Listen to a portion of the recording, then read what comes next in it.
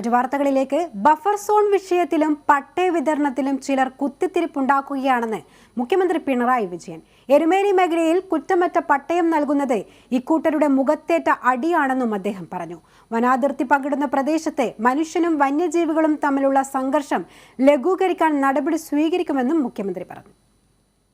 Angel Valley, Pamba Valley മേഖലയിലെ പട്ടയ പ്രശ്നത്തിലും വനാതിർത്തി സംബന്ധിച്ചും buffer zone വിഷയത്തിലും കുത്തിത്തിരിപ്പിന് ചിലർ ശ്രമിക്കുന്നതായി മുഖ്യമന്ത്രി പിണറായി വിജയൻ പറഞ്ഞു. ഈ മേഖലയിലെ 1000-ഓളം കുടുംബങ്ങളുടെ പതിറ്റാണ്ടുകളായുള്ള ആവശ്യമായിരുന്നു പട്ടയം ലഭിക്കുക എന്നത്. ഇതാണ് ഇപ്പോൾ സഫലമാകുന്നതെന്നും മുഖ്യമന്ത്രി വ്യക്തമാക്കി. പട്ടയ വിതരണം ഓൺലൈനായി ഉദ്ഘാടനം ചെയ്യുകയായിരുന്നു അദ്ദേഹം.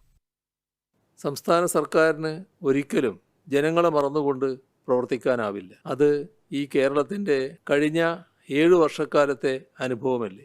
മനുഷ്യ വന്യജീവി സംഘർഷങ്ങൾ ലഘൂകരിക്കാനുള്ള വിവിധങ്ങളായ നടപടികളുമായി സർക്കാർ മുന്നോട്ട് പോകും. ഇതിൻ്റെ ഭാഗമായി മനുഷ്യവാസ സ്ഥലങ്ങളിലും കൃഷിഭൂമിയിലും വന്യമൃഗങ്ങൾ പ്രവേശിക്കുന്നത് തടയാൻ സംവിധാനങ്ങൾ സൃഷ്ടിക്കും. നൂതന സാങ്കേതിക വിദ്യയുടെ സഹായത്തോടെ മുന്നറിയിപ്പ് സംവിധാനങ്ങൾ കാര്യക്ഷമമായി നടപ്പാക്കും. ഈ 1000-ഓളം കുടുംബങ്ങൾക്ക് പട്ടയം ലഭ്യമാക്കുമെന്ന ഉറപ്പ് പാലിക്കപ്പെട്ടതുപോലെ മനുഷ്യ വന്യജീവി സംഘർഷങ്ങൾ ലഘൂകരിക്കാനുള്ള പ്രവർത്തനങ്ങളിലും നൽകിയ ഉറപ്പുകൾ പാലിക്കപ്പെടും.